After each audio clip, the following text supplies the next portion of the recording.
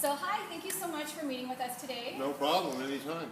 We are really excited to learn a little bit about your airplane and about your piloting experience. So first off, let's start with this. What is this behind us and why do you have it? Why is it taken apart? What are you doing? Right now, I am re-engineering. Re-engineering. Yeah, I've got a new engine, new prop, or overhaul prop, overhaul engine, all new firewall forward, all the accessories are done.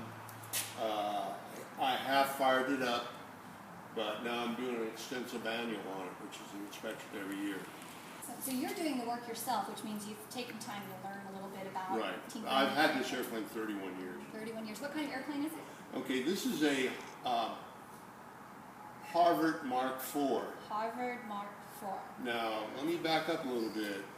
It's also a T6. T6? The original design is a T6. Okay.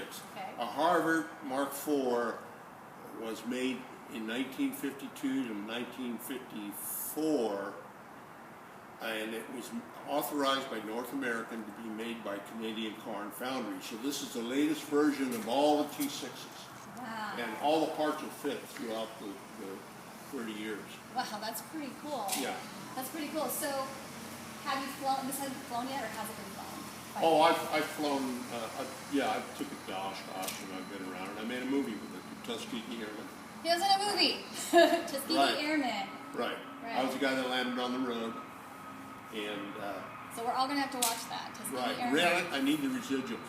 That's right, we'll go get it. Yeah. So you have a passion for aviation. Where did that start? Where did your passion Well, my dad was a pilot back in the 30s, and he really didn't make a lot of it. He was a private pilot. But I was in the Army. I was in the 101st Airborne, and I started skydiving when I got out of the Army. And I said, I got the GI Bill and all that. Skydiving to piloting? Yeah. That's a pretty good transition. So you started kind of out of the Army, you started flying. Right. What was your first aircraft that you flew? I sold it in a L2 Taylorcraft in San Jose, California. Wow. So, and that was your beginning. that was the beginning. What's the biggest aircraft you've flown? Well, in the left seat, a Lockheed 18, a Howard 250 is what it was. Wow. And that had 2800s on it. Oh no, excuse me, it had 1830s on it. Nice, wow. Yeah. What's your favorite airplane you've flown out of all the airplanes? Well, I'd like to say this one is, but I fly an OV-10 Bronco for the state of California right now, and that's sort of like my favorite airplane. Right, you said you're a firefighter for the state of California, right? Right. You do aviation for that. I work for a vendor though. I work for DynCorp International, which is they're over in Iraq. They do most of their stuff is aviation. Okay. They used to do the maintenance on Air Force One. Oh, So wow. they're big. I'm one of many. That's cool. Yeah. So, firefighting has got to probably present challenges as an aviator. What do you think? Well, I'm in the controlling airplane. Okay. Okay, so my job is to go to a fire, set up an orbit. The guy in the back seat, who's not a pilot, he runs the whole fire. He's the air traffic controller in the back seat. And in big fires, there is a challenge because we get into turbulence, we get on the gauges sometimes. Yeah. So do you think it's important to have like an instrument rating to do Well, that? you need an instrument rating to get the job. Okay. So definitely important. Yeah. Awesome. If you could tell somebody who's interested in aviation anything, like if you had a recommendation or tips, what would you tell them? Get started young. Get started young? Yeah, and make it a priority. Yeah. Because if you drag it out, it just gets harder. Okay, that's really good. Yeah. A really good tip. From an educational standpoint, what do you think has been the most beneficial bit of education you've had that's helped you as a pilot?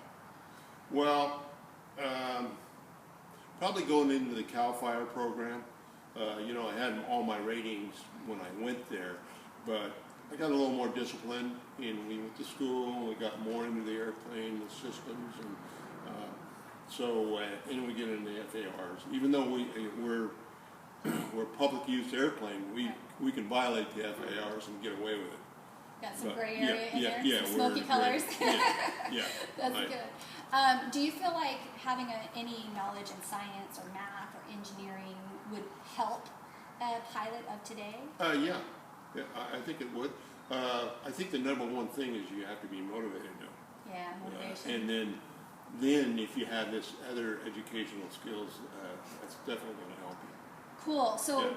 favorite story, favorite pilot story. You have one or many? You pick one to pull out. Scary one? Sure. We don't want to scare anybody, but yes, the scary one's fine. You know, you should always trust your compass. Okay. Always trust your compass. Okay, and your instruments. I am. Yes. Okay. And I was a very young pilot. I think I had about 400 hours or 500 hours. And I was flying one of these airplanes, a T-6, from Santa Rosa, California to Elko, Nevada. Okay. Okay. I landed at Fallon, Nevada, to get some gas, and the weather was deteriorating. Listen, the weather was deteriorating. Okay. And So landed, weather deteriorating. Right. It had a lot of thunderstorms. Convection. Yeah. Super fun. And I mean, it was good visibility, but it was dropping down a little bit, and then you sort of had to pick your way through it. So I took off out of Fallon, and instead of using my compass, I just had a chart, and I had a friend in the back seat. And it was about an hour away from Fallon to Elko, Nevada. And so I'm on the clock and I'm deviating right here, and I'm not using my compass. I'm sort of picking away through country. Well, it wasn't my backyard. So about an hour, I tell Corky in the back seat, I said, you know, I'm lost. And oops. yeah, and you couldn't, the clouds were over covering the mountains. And I had plenty of visibility and plenty of height. Right. But I said, you know what I'm going to do? I'm going to fly around and land somewhere. So I saw this car coming out of this ranch, and I got the wind drift. There was a road right here. So I landed on the road. Oh my gosh. And, wow. And they had a big cut in the road, and I had about maybe 5-6 feet each side before it went up. So I had to land straight. So I saw this car coming out. I sort of planned it this way, and the car came out to this road. And I taxied right up into this cutout in the road where these guys were coming out. Ooh. And there were some Mexican workers that were on the ranch, and their eyes were as big as dogs. Here's this old World War II airplane. Corky gets out of the back seat. He says, "Where's Elko?" And the guys go, "It's right over there." So I said, "See ya." I pulled out and took off. That's Went over crazy. the hill, and Elko was right there. So, You're so close, but not there. Yeah. Oh, So, that's crazy. yeah. Yeah, that's a pretty. I like that story. yeah, it was a good story. Yeah. It had a good ending. It did. Yeah. Yes, a safe ending. That's A safe ending. I mean, you can fly around out there and run out of fuel, especially in these things. definitely. Yeah. Well, I think, for me, I have a passion for flying. What do you think keeps motivating you to get back in the air? How does it feel to be piloting an aircraft? Like, how does it make you feel? Well, it's sort of like driving a car now. You just get in, you know what you got to do. Yeah, so it's nothing? Yeah, it's nothing. I mean, Would you rather no, fly or drive? I'd rather fly, of course. It cuts the time. It's a civilized way of traveling. Right, you don't have to go this way, you can go this way. Right.